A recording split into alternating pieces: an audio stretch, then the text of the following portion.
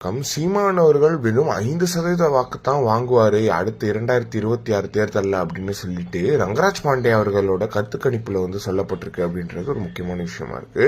ரங்கராஜ் பாண்டே எந்த மாதிரியான ஒரு சார்பான ஒரு நபர் அப்படின்றது நம்ம எல்லாருக்குமே தெரியும். இதுல 23% டிவிகேக்கும் 18% பாஜகவுக்கும் கொடுத்திருக்காரு அப்படின்றது ரொம்பவே ஆச்சரியம் தரக்கூடிய விஷயமா இருக்கு. என்ன காரணம் அப்படின்னு பாத்தீங்கன்னா திமுகக்கே 33% கொடுத்திருக்காரு, ஆனா தாவேகாக்கு 23% கொடுத்திருக்காரு அப்படின்னும் போது ஒரு சந்தேகம் எழும்புது. இது யாருக்கான கருத்து கணிப்பு கூட்டம் அப்படின்றது தெரியல, இது கருத்து கணிப்பு யாருக்காக இவர் பண்ணாரு அப்படின்றது தெரியல.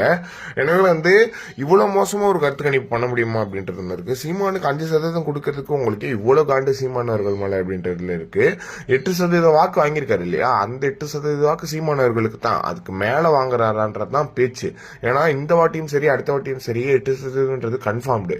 அதுக்கு மேல சீமானவர்கள் எவ்வளவு சதவீதம் வாங்குறாரு அப்படின்றது ஒரு 12 ஒரு 13 அப்படின்றதுதான் பேச்சே தவிர நீங்க அதுக்கு முன்னாடி 5% குறைஞ்சிருவாங்க அப்படின்றதுலாம் நாம் தமிழர் கட்சியில கிடையாது. இவ்வளவு வருஷமா நீங்க பார்த்த அரசியல் இது கிடையாது அப்படின்றது ஒண்ணு இருக்கு.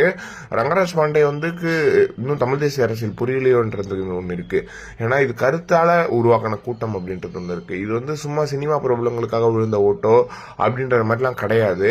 இது சீமானவர்கள் ஒற்றையாளாக ஒரு முகமே இல்லாம சீமானவர்கள் மேல வந்தது. சீமானவர்கள் நடிகரா இயக்குனரா எத்தனை பேருக்கு தெரியும் அப்படின்றதுல எந்த ஒரு மாற்றமும் இல்லை. சீமானவர்கள் 10 படம் நடிச்சிருப்பாரா, அந்த 10 படத்துல இருந்தா சீமானவர்களுக்கு 8% வாக்கு வந்திருக்கு, 36 லட்சம் வாக்குகள் வந்திருக்கு அப்படின்றது ஒண்ணு இருக்கு. ஆனா சீமானவர்கள் எவ்வளவு கஷ்டப்பட்டு இந்த அரசியல் உருவாக்கி இருக்காருன்றது ரங்கராஜ் பாண்டேக்கும் தெரியும். ஆனா இவர் ஏதோ காசு வாங்கிட்டு விஜய்க்கு ஆதரவா பேசணும், பாஜக ஆதரவா பேசணும்னு சொல்லிட்டு இந்த விஷயத்த பண்ணது ரொம்ப கேவலமா இருக்கு. இதை பத்தி நீங்க என்ன நினைக்கிறீங்க அப்படின்னு மறக்காம கமெண்ட் பாக்ஸ் சொல்லுங்க.